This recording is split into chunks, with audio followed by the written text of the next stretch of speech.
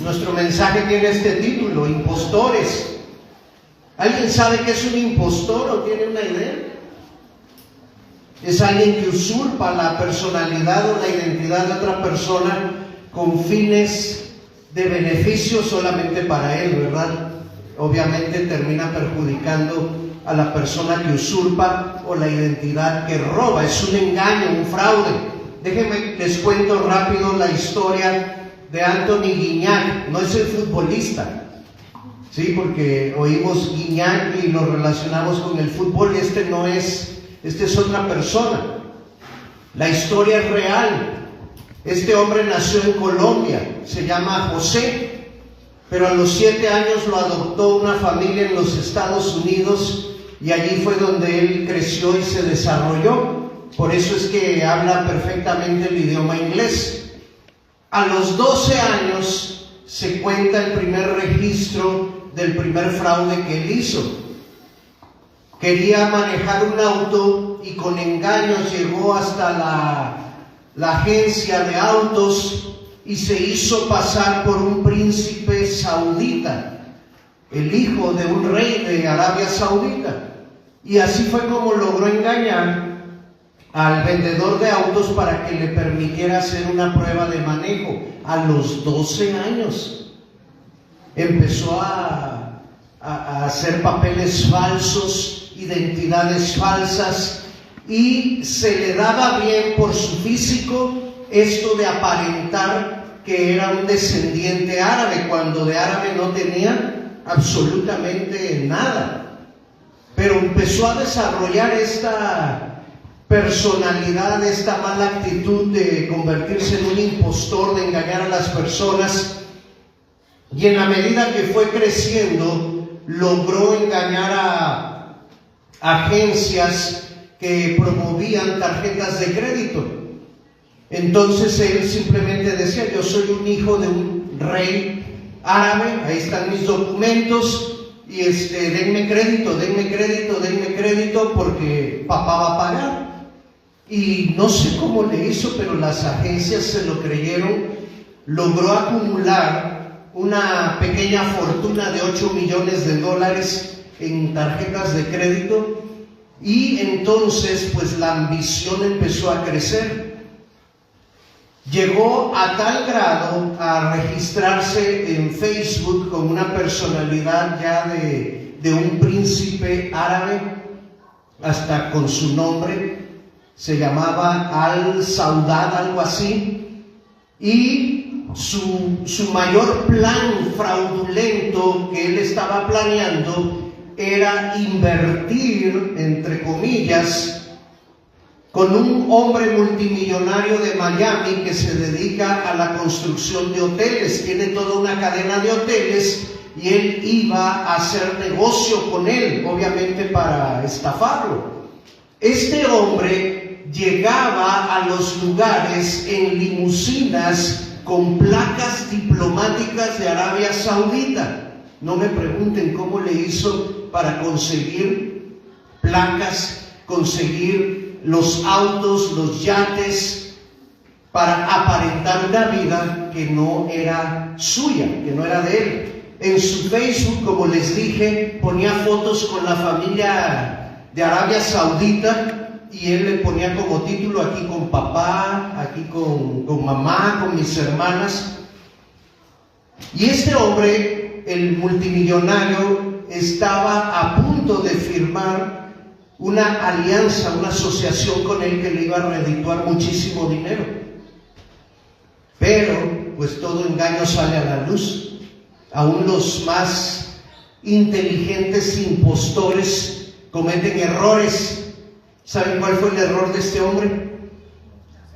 El hombre multimillonario empezó a sospechar un poquito de él cuando cada vez que desayunaban juntos, este hombre se comía el tocino a manos llenas y pedía productos de puerco sin ningún pudor, sin ningún temor. ¿Cuál era el problema? ¿Cómo fue el engaño descubierto? Ustedes saben que todo musulmán devoto tiene prohibido comer carne de puerco.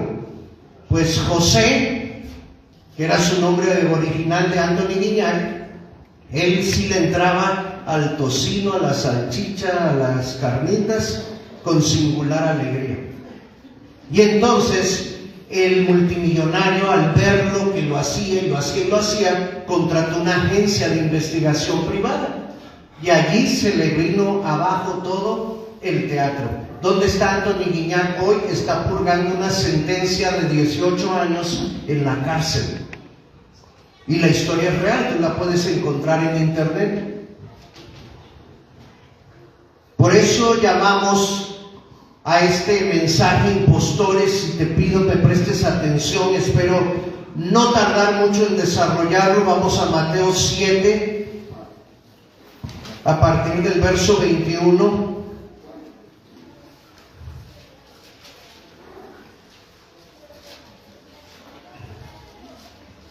El pasaje registra unas palabras muy fuertes de parte del Señor Jesús. Y estas palabras fuertes son las que yo quiero compartirte esta mañana.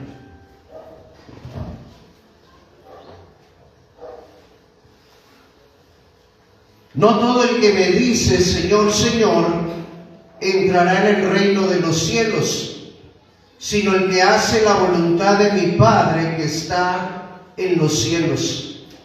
Muchos me dirán en aquel día, Señor, Señor, ¿no profetizamos en tu nombre y en tu nombre echamos fuera demonios y en tu nombre hicimos muchos milagros? Y entonces les declararé, nunca los conocí. Apártense de mí, hacedores de maldad.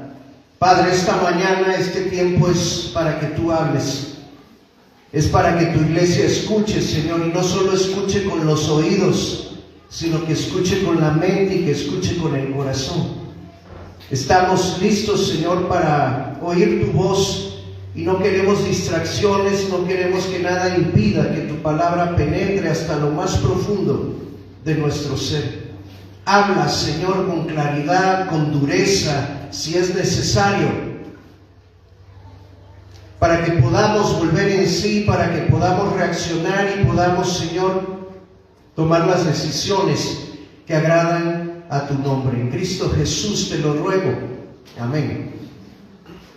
Bien, vamos a desmenuzar estos 3 versículos. En sí, hay 5 frases que son poderosas y que van dando el desarrollo del mensaje de esta mañana en base al texto completo. Tú puedes mantener tu Biblia abierta allí para que no pierdas de vista lo que vamos mencionando. La primera frase, no todo.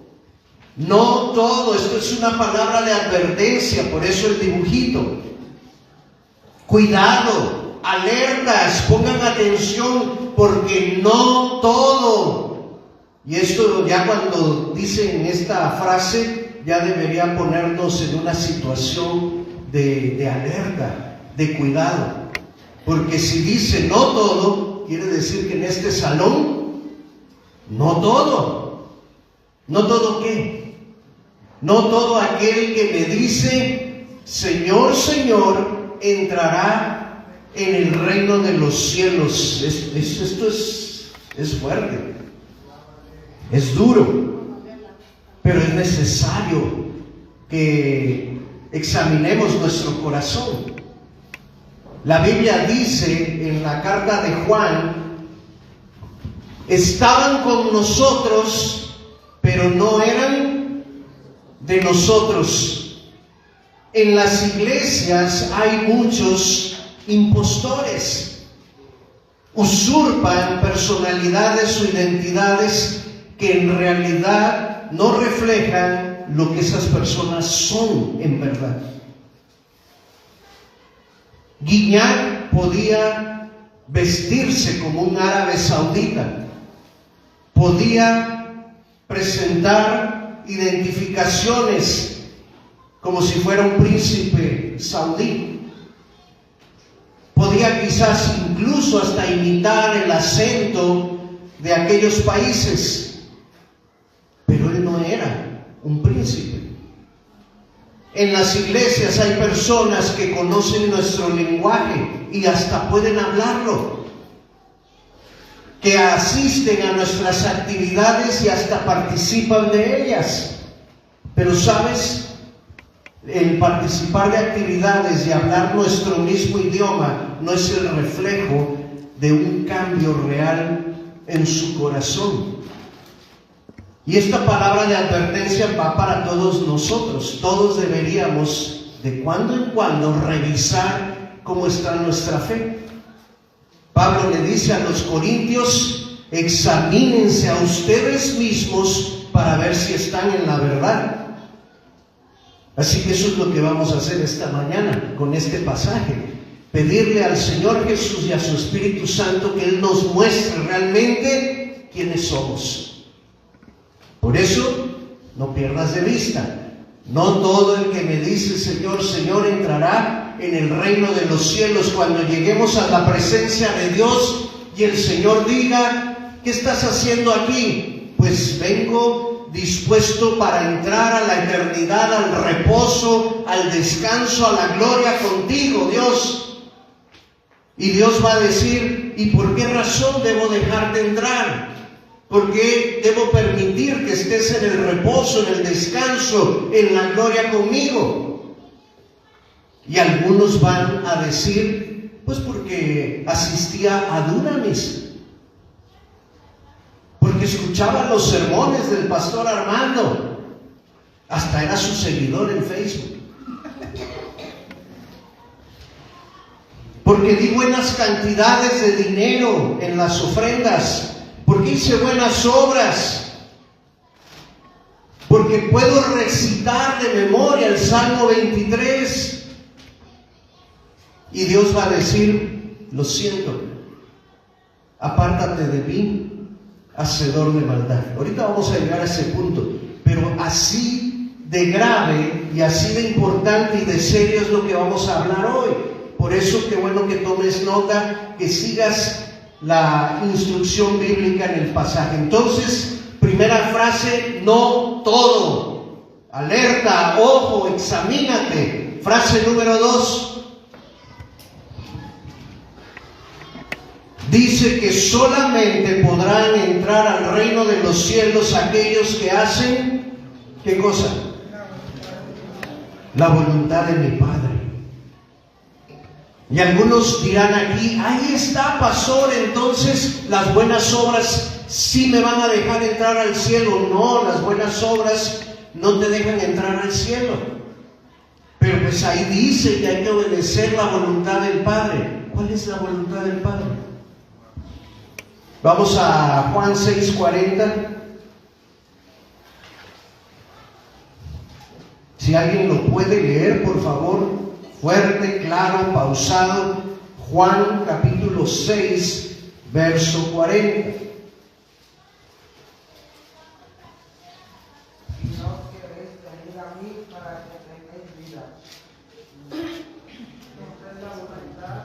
Y esta es la voluntad de aquel que me ha enviado, que todo aquel que vea al Hijo y cree en Él tenga vida eterna, y yo lo resucitaré en el día posterior. Otra vez, Chema, por favor. Y esta es la voluntad de aquel que me ha enviado, que todo aquel que vea al Hijo y cree en Él tenga vida eterna, y yo le resucitaré en el día postrero. ¿Cuál es la voluntad del Padre entonces? Según este pasaje.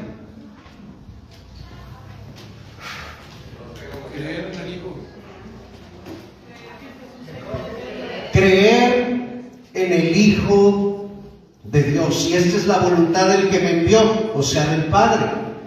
Que todo aquel que vea al Hijo crea en Él, para que tenga entonces vida eterna y yo le resucite en el día postrero. Y pueda estar conmigo, ¿no? En la presencia del Padre, al lado de Jesús. Entonces Jesús dice: el que hace la voluntad de mi Padre, ese es el que puede entrar en el reino de los cielos. Y si en este pasaje complementamos, la voluntad del Padre es que creamos en Jesús. que creamos en la obra que Él hizo por nosotros, que creamos en su sacrificio, que creamos a su palabra y que creamos a sus promesas. ¿Quieres irle quitándole la máscara al impostor, que probablemente seas tú? Pregúntate, ¿realmente creo en Jesús? ¿O solo hago como que creo? ¿Realmente le entregué mi vida a Cristo o solo aparenté que le entregaba mi vida a Él? Solo alcé la mano en un culto diciendo, sí, yo acepto, pero en realidad no entiendo qué significa ese acepto. Es importante, hermano, que te preguntes si realmente Jesús es la base, el fundamento de tu fe, de tu creencia, de tu confianza. Porque esa es la clave para poder entrar al reino de los cielos, y esa es la clave para poder cumplir con la voluntad del Padre. Si yo no creo en Jesús, lo que el Padre diga me va a importar un comino. Pero si yo realmente estoy en Jesús, mi deseo va a ser agradar al Padre en todo. ¿Sabes por qué? Porque cuando yo vengo a Cristo y le entrego mi vida, Cristo viene y toma posesión de mí. Y en los evangelios leemos que si había algo que deleitaba al Señor Jesús era hacer la voluntad de su Padre. De hecho, a eso vino a este mundo, para cumplir con la voluntad del Padre. No había mayor gozo para Jesucristo que decir, he cumplido con la voluntad de mi papá. Así que si tú tienes a Cristo realmente en tu corazón, si crees en Él, no vas a tener ningún problema entonces en cumplir los mandamientos del Padre. Porque el mismo Cristo que vive en ti te va a impulsar a obedecer. Van de la mano, va uno con el otro, pegaditos. Y esa es una manera en la cual la careta, la máscara se va cayendo en aquellos que dicen que son de nosotros, pero que en realidad no son de nosotros. Les cuesta trabajo obedecer los mandamientos. ¿Por qué? Porque no están en la correcta relación con el Señor Jesús. No es Él su creencia máxima. Tercera frase.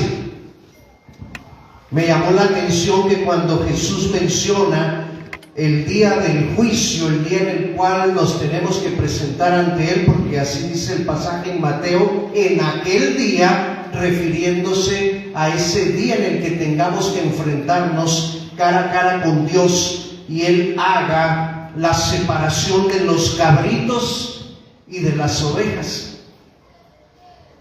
Pero ya viste qué palabra aparece ahí. Dice, muchos me dirán. Esto es alarmante. Esto es alarmante. Quiere decir que va a haber muchos que parecía que eran y que no eran. Y eso incluye no solo miembros de las iglesias, incluye líderes de las iglesias, incluye personas que hasta predican la palabra. Así de grave es la situación. Muchos vendrán en aquel día. Qué triste. Qué triste que va a haber muchas personas que se dejaron engañar no por Satanás, sino por ellas mismas. Les ganaron más los placeres de la carne, que aún habiendo escuchado acerca de Dios, entregarse por completo a Él. Me da tristeza que el pasaje empieza diciendo no todos o no todo, y que luego en el medio del pasaje diga muchos. Eso a mí como pastor me pone en alerta. Tengo que cuidar mi rebaño y tengo que asegurarme que el rebaño entienda lo que es realmente la salvación en Cristo Jesús y lo que esto implica. Porque ¿de qué me sirve predicarle a 90 personas, 100 personas, y que de esas 90 o 100 personas solamente 10 crean realmente en Cristo Jesús y las otras 80, 90 anden como los de este pasaje? Quiero que vayas no solo escuchándome, sino que si vas haciendo notas, ya sea mentales o escriturales, tú mismo vayas respondiendo las preguntas que voy haciendo, para que tú mismo te confrontes contigo mismo y con la palabra y digas: ay Dios, qué bueno que estás hablándome de esto justo a tiempo, porque creo que yo andaba por otro rumbo. Muchos me dirán en aquel día. ¿Qué es lo que van a decir? Frase número 4. Pero Señor, fíjense, le llaman Señor, pero Señor, en tu nombre, ¿en cuál nombre? En el de Jesús. Usaban el nombre de Jesús. Hicimos tres cosas que llaman poderosamente la atención hoy día. Si tú te fijas, el cristianismo, entre comillas, de hoy día que aparece en redes sociales, los predicadores famosos, estas tres actividades son las que más llaman la atención, con la que más ganan adeptos, seguidores. Número 1, en tu nombre profetizamos. Yo ya he mencionado esto en otros mensajes. Pareciera que aunque venimos a Cristo, nos siguen gustando las cosas que antes practicábamos en el mundo. El ser humano en su interior siempre ha tenido la incertidumbre, el deseo de conocer el futuro. Nos gusta esta práctica, por eso es que aparecieron desde el mundo antiguo, aparecieron los hechiceros, los agoreros, los brujos y toda la gente que según se dedica a leer el futuro. Las artes ocultas, las supersticiones. Después se fue esto desarrollando, adaptando a cada época, y nos llegó el tarot, y nos llegó la ouija, y nos llegó la mano, te leo la mano, el horóscopo, la bola de cristal y muchos inventos, porque si algo tiene Satanás, eso sí hay que reconocérselo, es que es muy creativo y se adapta y le ofrece al ser humano toda una baraja de opciones para según conocer el futuro. Y nosotros decimos, venimos de ese mundo, venimos a Cristo, y todas esas prácticas se supone que las dejamos atrás. Pero ¿qué creen? Que Satanás se infiltra también como un impostor dentro de las iglesias, y entonces surgen estos movimientos proféticos que a veces no están fundamentados correctamente en la palabra, donde es tan fácil manipular a la gente y hacer que las personas crean que yo soy una persona superior, un super ungido, que casi estoy en el tercer cielo habitando al lado de Jesús y sé todo acerca de las personas. Yo no sé, hermanos, si tú estás muy familiarizado con esto que estoy hablando. Allí en nuestra casa, en el patio, si tú sales, se alcanza, hay muy buena acústica porque todavía no estamos rodeados de mucha población, y alcanzábamos nosotros a escuchar cuando iban ciertos grupos cristianos a la colonia Gobernadores. Nosotros estábamos en nuestra colonia, pero desde la casa se oía el culto en la colonia Gobernadores, donde se anunciaba la presencia del apóstol, del profeta fulano de tal. Y entonces este hombre llamaba a las personas, 2 o 3, y les decía: mira, estoy viendo, en este momento estoy viendo un nombre, empieza con A, es con A. Y la persona se emocionaba y decía: sí, es con A. Bueno, yo estoy viendo que para esa persona cuyo nombre empieza con A, le espera prosperidad y le espera una vida abundante. Y la mujer se emocionaba tanto y caía de rodillas y empezaba a llorar porque Dios la estaba tocando por la profecía de ese hombre. Y luego venía otro y le decía: mira, Dios me está revelando que esa persona que está junto a ti, te vas a casar con ella. Y Dios va a levantar un ministerio próspero con ustedes dos. Y la gente entraba en un emocionalismo tan fuerte que ¿sabes qué pasaba después?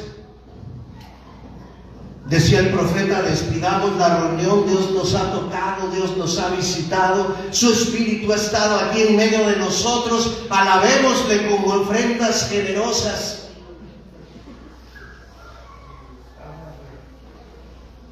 Y terminaba el culto. ¿Y quién le pedía cuentas al profeta? ¿Quién le decía: a ver, de todas las ofrendas vamos a administrar correctamente? No. Todo era para el profeta, y ya el profeta lo reparte como él quiere. Normalmente al estilo Cantinflas, ¿sí? 1 para ti, 2 para mí. 1 para ti, 3 para mí, 1 para ti, y así, hasta que se hacen inmensamente ricos. Así funciona mucho, no digo todo, mucho del movimiento profético hoy día. Emocionalismo, artes medias oscuras, extrañas, que parecieran más prácticas ocultistas que de las que vemos en la Biblia. ¿Usan el nombre de Jesús? Sí, por todas partes lo vas a escuchar, porque ya se dieron cuenta que el evangelio, y lo pongo entre comillas porque eso no es el evangelio, resulta ser un buen negocio. ¿Qué más hacen estas gentes? No solo profetizaron, dice: Señor, pero en tu nombre echamos fuera demonios. Y no hay nada que llame más la atención en cuanto al poder de una persona, si ésta es capaz de liberar públicamente a alguien que parece que está endemoniado.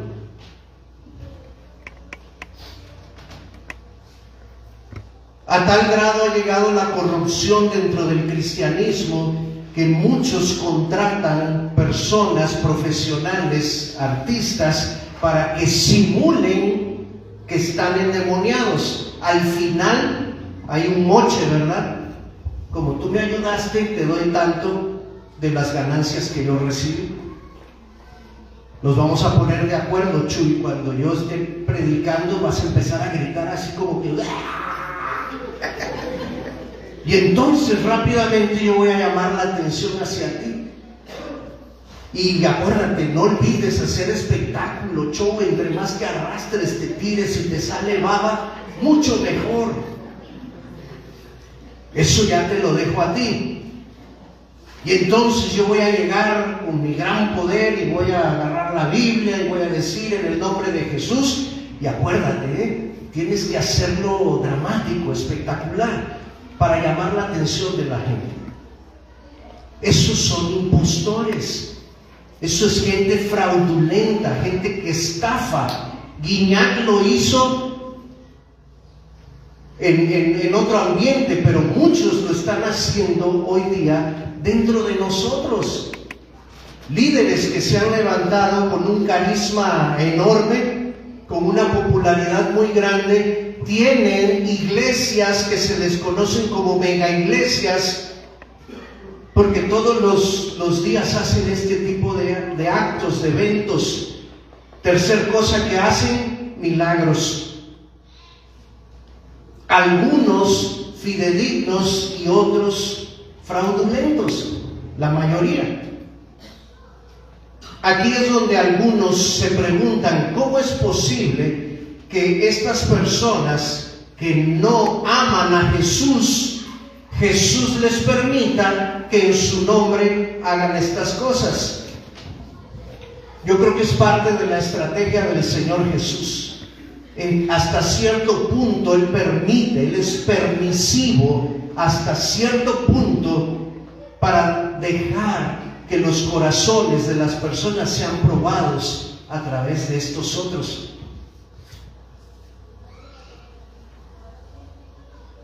Muchas personas aman más a su predicador favorito, al que está de moda, que al mismísimo Señor Jesús.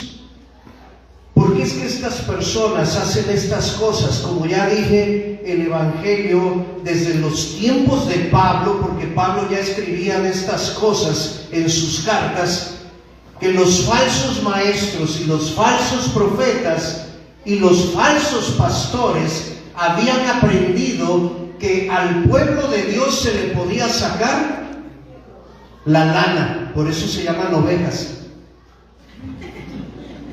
porque se les puede sacar la lana. Y entre más la oveja descuide el estudio de la palabra de Dios y la comunión con Jesús, más lana le vas a sacar, porque se va a creer toditas las mentiras y los dichos de esta clase de personas que solo viven para su propio placer. Su propósito no es darle gloria a Dios. Su propósito no es que el reino de Dios crezca y se extienda. Su propósito no es ayudar a los pobres o a los enfermos. Su propósito es alimentar su ego, hacerse famosos, ganar mucha plata, para de esta manera sostener sus placeres mundanos, porque los vas a ver a casi la mayoría de ellos vestidos de etiqueta, con ropa de diseñador, viajando en autos de lujo, tienen algunos su jet privado, cuentas bancarias exorbitantes. ¿Quién sostiene todo eso? El mismo pueblo de Dios que se deja engañar por estos impostores.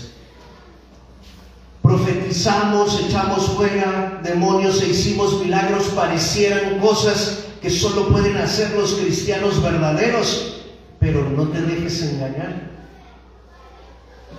Janes y Jambres, que son los nombres con los que se reconocen a los magos de Faraón, lograron repetir muchos de los milagros que Aarón y Moisés estaban haciendo delante de Faraón.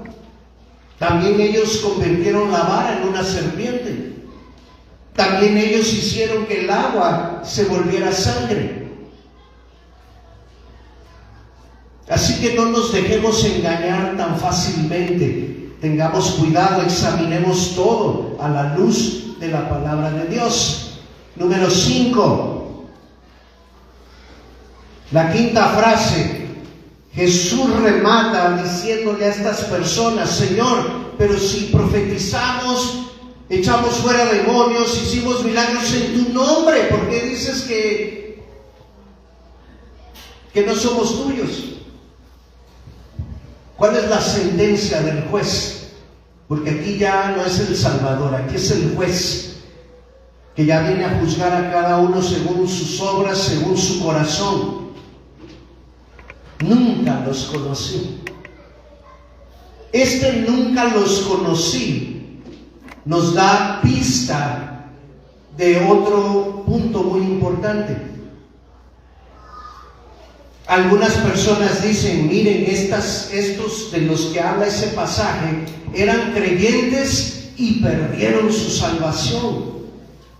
Pero el pasaje dice que Jesús les dice, yo nunca los conocí, nunca fueron míos, no perdieron la salvación, nunca la tuvieron, nunca la encontraron, nunca se rindieron a los pies del Salvador. Solo vieron beneficio para ellos mismos y empezaron a imitar nuestro lenguaje, empezaron a imitar nuestras costumbres, empezaron a imitar nuestras actividades para de esta manera alimentar sus propias motivaciones carnales. Por eso Jesús dice, no te engañes, nunca fuiste mío, aunque digas Señor y aunque hayas hecho cosas que en apariencia eran relacionadas conmigo. Esto me hace recordar a Judas. Fue uno de los 12. Está en la lista de los 12. Fue uno de los que comió con Jesús, caminó con Jesús, oró con Jesús, estuvo con Jesús.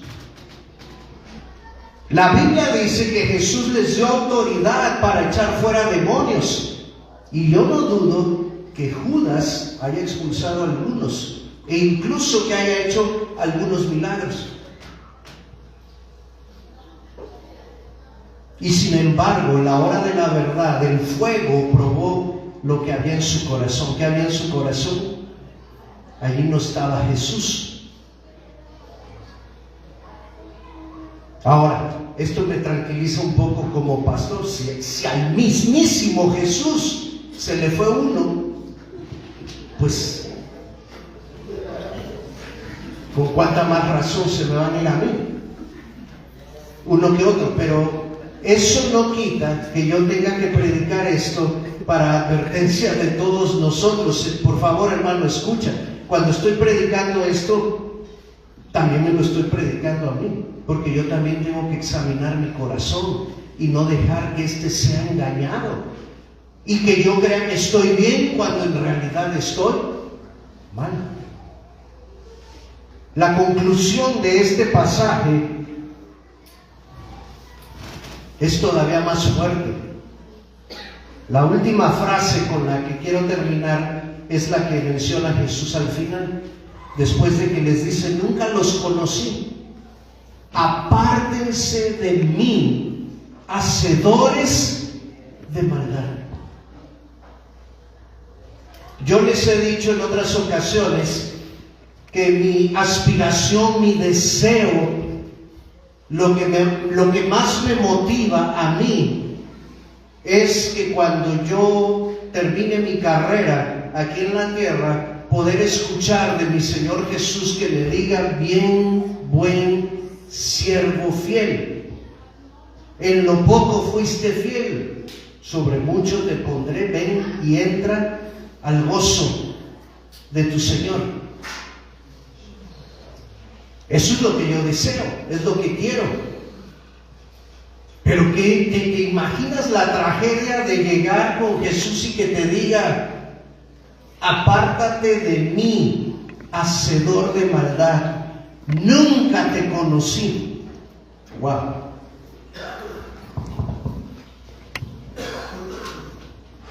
Por eso es que hoy es el tiempo para hacer pausa, para examinarnos y dejar que Dios nos examine. Ya nos presentó el panorama, la radiografía de un impostor. Y aquí es donde tú puedes verte y decir, ¿me parezco o no me parezco? ¿Soy o no soy? ¿Para qué? Para que entonces dejemos de jugar al cristianito, o al cristianoide sería, porque sería más como una aberración que como una realidad. Deja de engañarte diciendo que todo va bien porque no has faltado los domingos, porque das ofrenda, porque vienes los miércoles, porque de repente oras en tu casa.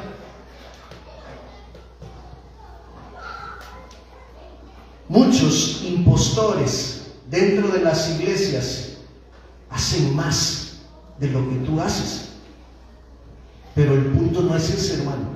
No se trata de qué estés haciendo, sino de que si estás consciente de que ya hubo un día en el cual tú entendiste la maravilla de la obra de Jesús y le dijiste a Jesús: yo te quiero en mi vida, no puedo vivir sin ti, te necesito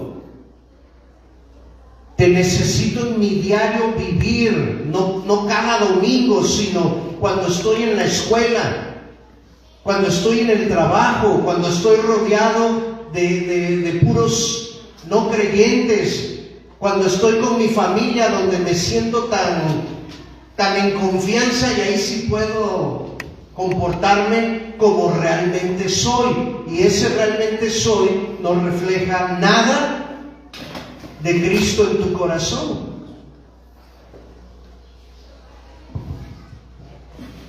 Así que me gustaría que pudieras tú mismo darle un cierre esta mañana a esta palabra del Señor Jesús.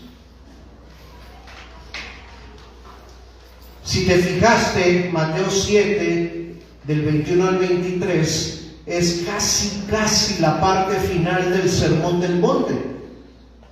Este sermón empieza en Mateo 5 y termina hasta el capítulo 7. La frase final del Sermón del Monte es: ¿a qué pues los compararé?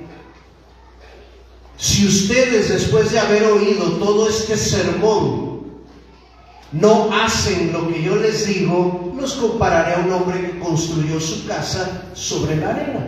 Vino la tempestad, la casa se cayó porque no tenía fundamento sólido. Pero si ustedes escuchan todas estas palabras y las ponen por práctica, yo los compararé a un hombre sabio que construyó su casa sobre la roca, sobre un buen fundamento. Vino la tempestad, la casa permaneció. ¿Qué eres? ¿Un hombre sabio o un hombre imprudente? ¿Un sensato o un insensato? Tú decides qué quieres hacer con la palabra de Dios. Esa es una decisión que te corresponde a ti, en lo personal. Nadie más la va a tomar. ¿Qué decisión debes tomar hoy? Señor, yo quiero que tú seas el fundamento de mi casa, refiriéndose a casa como tu vida. Quiero ser una mujer o un hombre sabio, prudente, sensato, que tiene temor de ti, que cuando escucha tu palabra procura llevarla a la práctica. ¿Para qué? Para no perderse, para no cometer locuras,